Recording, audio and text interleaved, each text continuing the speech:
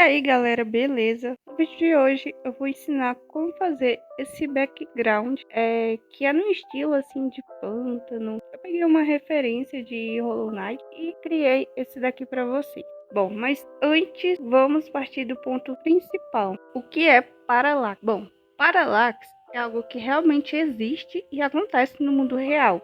Por exemplo, quando você está passando por um lugar e vê uma paisagem. Isso acontece basicamente toda hora, a qualquer momento. Supondo, você está passando em frente a uma montanha e aí perto de você tem algumas árvores, alguns arbustos, né, por exemplo, e lá no fundo tem uma montanha bem grande. Bom, quando você se move bem rápido de um lado para o outro, você consegue ver as coisas que estão mais perto de você se movendo muito mais rápido. E as que estão lá no fundo, elas se movem bem mais devagar. Isso é o efeito de paralaxe. Ou seja, né, é o efeito de profundidade, basicamente como se existissem, né, no mundo várias camadas. E é isso que o jogo imita, né? Você cria várias camadas de sprites para dar esse efeito de profundidade no seu jogo. Então, cada uma dessas camadas, elas vão ter uma velocidade diferente conforme o player se move. Isso é o que vai dar a profundidade do seu jogo, certo? Bom, mas o que é background parallax? O background parallax é justamente tudo isso que eu falei para vocês. E as características dele são justamente ter múltiplas camadas de sprite, se mover com a câmera, e ilusão de profundidade, ou seja, tudo que está perto da câmera vai se mover mais rápido, por exemplo, o player, um arbusto, qualquer coisinha que tenha ali na frente da câmera, bem perto, né, do seu jogo, e o que vai se mover mais devagar, dando esse efeito de profundidade, é tudo que está mais atrás. Mas não é só isso, não basta você pegar, criar simplesmente ali 3 camadas, supondo, né, de background, e você simplesmente não mexer na cor, não alterar os detalhes desse background, porque se você fizer isso, quando o player estiver jogando, ele vai simplesmente ver que você fez tudo no Ctrl+C, Ctrl+V, sabe? Você só pegou uma árvore, criou uma árvore, por exemplo, copiou ela, colou e colou de novo. E lá no fundo, na segunda camada, né, você fez a mesma coisa e só diminuiu ela um pouquinho. E na terceira camada do final, você fez a mesma coisa, só diminuiu mais. Em relação às cores, você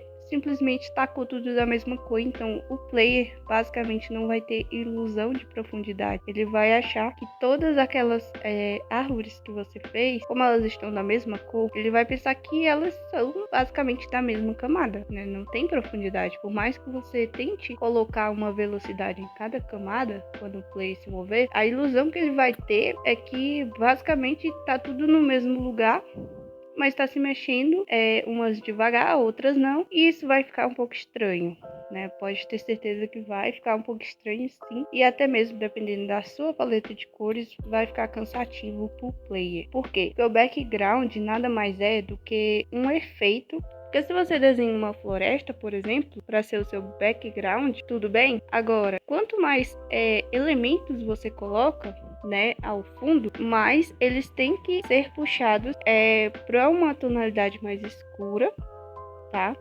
Não necessariamente tem que ser, porque em alguns lugares você vai ter uma luz ao fundo, entendeu? Mas no caso de uma floresta que tende a se tornar mais escura conforme você entra nela, você precisa pegar as árvores que estão na frente, colocar elas um pouco mais claras. As do fundo você vai colocando em tonalidades mais escuras. Agora, se por exemplo, você quer fazer uma floresta mais clara, aí você pega e inverte as cores. Tudo que está mais perto do play vai ficando uma tonalidade mais escura e o que está mais perto dessa luz do fundo, né, você coloca uma tonalidade mais clara. Isso basicamente vai te dar uma ajuda enorme na hora de criar camadas de parallax, tá? Outro ponto bem importante é que o parallax, ele passa uma ideia de rolagem infinita, no caso dos jogos, certo? É como se quando a imagem chegasse no fim da tela, ela automaticamente voltasse para o começo. Ou seja, se você coloca uma árvore ali no seu cenário para passar depois do player, né, no fundo, quando essa árvore passar pela tela e sumir da frente da câmera, ela automaticamente vai voltar lá para o começo de novo e vai passar de novo pela sua câmera. Ou seja, ela vai aparecer de novo no cenário e vai ficar fazendo isso até você decidir que vai mudar de background. Então, Esse é o efeito de rolagem infinita e é muito importante. Só que o que acontece? Não basta você colocar ali uma árvore e colocar um cenário atrás, né? Uma montanha que você fez, muito linda e tal, mas que ela não se encaixa de novo. Quando você coloca para ela aparecer de novo, beleza, ela sai da tela, quando ela chega na metade, a outra, né, ela automaticamente já volta pro começo de novo, e aí o player vai ver que ali não tá encaixando nada com nada. Tipo, você fez uma rolagem infinita, mas na hora de fazer o sprite você não caprichou, não fez isso de forma certa. E para fazer esse efeito de rolagem infinita, você precisa basicamente encaixar as peças. Ou seja, quando você estiver criando um background, se o seu background for uma árvore só, ali perdida, tudo bem, né? Basicamente você não vai precisar. Por exemplo, né? Se você vai colocar só umas árvores ali, mas que elas não se encaixam até o final da tela, ou seja, até o final do canvas, né? Tudo bem, né? Se lá no fundo tem só um cenário azul, uma tela azul para representar o céu e algumas nuvens pequenas que também não se encaixam no final da tela, tudo bem. Agora, se você vai colocar detalhes, né, como por exemplo uma grama, uma montanha lá atrás, florestas, etc. Tudo que você for colocar de detalhe que você vê que precisa, né, de um espaço maior, por exemplo, uma montanha. Se você quiser fazer uma montanha única, né, pequena, lá no finalzinho, tudo bem, né? Porém, se você vai criar várias montanhas, você precisa caçar o encaixe delas. Assim também é com qualquer outra coisa. E para fazer isso, basta você criar uma meia-lua. Esse truque é bem legal, porque quando você cria uma meia-lua e você divide ela ao meio, automaticamente você tem duas partes iguais, praticamente, né? E uma dessas partes você vai colocar de um lado do seu background e a outra do outro, né, nas extremidades. Só que você tem que fazer isso de uma forma bem calma, principalmente aqui no Pixel Studio, que não tem como você simplesmente arrastar, né, e manter as camadas, as coisas, né, que você está arrastando paradas. Então, você precisa fazer isso com calma e você vai colocar do outro lado da extremidade, tá? Assim, você já tem um encaixe. E aí vai depender do que você quer fazer. Porque, por exemplo, se você está fazendo uma montanha, né? Aí essas montanhas, elas têm uma característica de serem mais pontudas, né? Então você desenha lá um triângulo, por exemplo, e divide ele ao meio e aí você coloca uma parte de um lado e a outra do outro, tudo da mesma altura, beleza? Então, basicamente vai ser isso. E aí, a partir disso, você consegue criar facilmente o seu background, já tendo uma parte que ele vai se encaixar perfeitamente. Bom, e aqui no meu background, note que essa primeira camada que eu fiz, ela é bem mais escura. Eu escolhi 5 cores inicialmente para criar esse background. Basicamente, a cor mais escura eu usei para colocar justamente bem na primeira camada. Por quê? Porque essa primeira camada ela vai ficar antes do player, ou seja, ela vai ficar bem mais próxima da minha câmera. Ou seja, o player vai passar de trás dela e todo o cenário, né, os tilesets, os inimigos, eles vão passar de trás dessa primeira camada. Por isso que eu coloquei na cor mais escura, que é justamente por quê? Porque lá no fundo vai ser um local mais claro, ou seja, vai passar a ilusão para o player, né, de que lá atrás tem alguma luz, tem algum tipo de saída ou são apenas alguns buracos nessa espécie de caverna, né, nessa espécie de subsolo aqui que eu fiz. E como eu falei para vocês, isso é bem importante de você ter essa noção. Por quê? Porque tudo que está mais à frente, bem próximo mesmo da câmera, você tem uma luz lá no final, lá no background, tudo que está perto da câmera provavelmente vai ter uma cor mais forte. E o que está mais perto dessa luz vai ter uma cor um pouco mais clara ou mais opaca, certo? Então, você precisa ter esse efeito de profundidade, certo? Outra coisa também, que é uma característica dos backgrounds, é que você precisa causar o efeito partícula, ou seja, tudo que está mais no fundo, mais longe da sua visão, mais longe no caso aqui da câmera, tudo vai ter esse efeito partícula, que nada mais é do que um tom mais puxado para o azul. Então, qual é o truque que você vai usar? Você vai criar uma camada vazia, tá? Outra camada. Você vai preencher e vai colocar a cor azul, uma tonalidade azul simplesmente, não aquela mais forte, né? Aí, seguindo a paleta aqui, você vai lá, seleciona as cores e você puxa pro azul. Depois disso, você preenche essa camada e você vai justamente em opacidade, ou seja, você vai na configuração dessa camada, vai mexer em opacidade e vai deixar um tom ali mais azulado, só que não tão forte, viu? De forma que dê para ver o que está mais atrás. E aí, dessa forma, tudo que está atrás dessa camada, ele vai ser puxado para um tom de azul. Por mais que aqui na nossa paleta a gente colocasse um vermelho, um amarelo bem vivo, depois que ela tivesse de trás dessa camada azul, né, ela ia causar esse efeito partícula, ou seja, ela ia ter um tom mais azulado, não ia deixar de ser amarelo ou vermelho, mas ia ter um tom mais azulado, entendeu? E isso é bem importante de você fazer, porque senão vai passar um efeito ali contrário, certo? Vai passar justamente um efeito que não tem profundidade. Se você não fizer isso, de puxar um pouquinho mais pro azul, não precisa ser uma coisa forte, mas puxe mais um pouquinho tudo que está longe.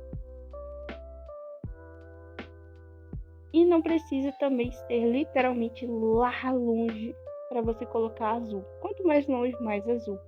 Mas o que está bem perto, né? Mas se você quer dar esse efeito de profundidade, você quer que o player entenda que aquilo está mais longe, você não só vai fazer um pouco menor, como também vai puxar esse tomzinho de azul para dar um tchan assim na sua imagem, certo?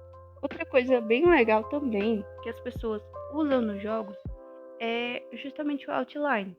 Como por exemplo, se você vai criar um background, né? Mas você quer que uma camada desse background ele interaja com o player, ou seja, o player funcione como um desafio ali para o player. Por exemplo, você cria uma floresta e aí uma parte dessa floresta você quer que o player atravesse ela, as árvores, certo? Você quer que o player atravesse pelas árvores. Então, basicamente, o que você vai fazer? Você vai pegar o outline. Se a sua ferramenta que está usando não tem um outline automático, você vai fazer manual mesmo. Vai passar o outline durante toda a extremidade que você quer que o player colida. Tem algum arbusto ou pedra que você quer que faça parte do cenário, mas não quer que interfira na movimentação do player. Então você deixa sem o outline.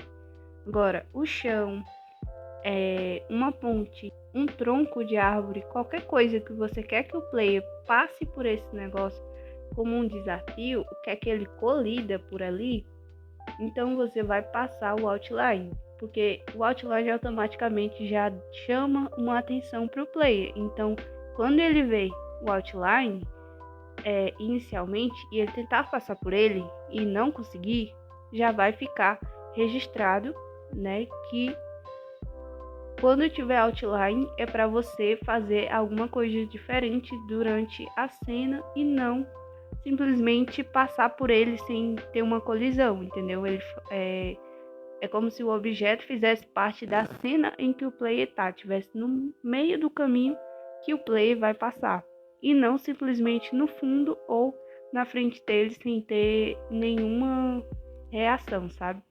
Bom, gente, e aqui no final, lembrem sempre de retocar a sua arte, né? No finalzinho ali, detalhes, né? Se tá tudo encaixando perfeitamente, se ficou alguma coisa fora de contexto. Também, quando você desenha uma camada, tente tirar a visibilidade das camadas para você ver aquelas que você fez primeiro e ver se tá tudo ok, né? Sempre busque assim melhorar. É claro que o que eu estou falando não é para você ficar com perfeccionismo, né? Tentar sempre melhorar ali infinitamente, mas busque melhorar aquilo que você tá vendo que tá legal. Se você vê que tá num efeito bacana já, simplesmente finalize o seu desenho. Tome na questão dos encaixes, sempre verifique se uma arte está encaixando na outra. Bom, e o resto é só você adicionar detalhes mesmo em toda a sua arte. Se você quiser fazer uma arte parecida com a minha, seguir de inspiração, pode fazer, tá? Só busque personalizar do seu estilo, tá? Estou começando, não tenho estilo ainda. Então, busque refazer uma arte que você se inspira, tá? Se você refizer uma arte que você se inspirou, evite postar ela, tá? Use somente para estudo. E esse estudo você vai aprimorando com outras coisas, com outras referências que você pegar para o seu jogo, tá? Mas não façam cópias, tá? A menos que seja só para estudo. Se você não vai usar em lugar nenhum, pode fazer um. Agora, se você vai usar no seu jogo, né? Lembre de usar as artes de outras pessoas apenas como referência, tá? Personalize, tá bom? Para você não ter problemas depois, né? Com direitos autorais. Bom, o vídeo de hoje vai ficando por aqui. Obrigada por assistirem e até a próxima.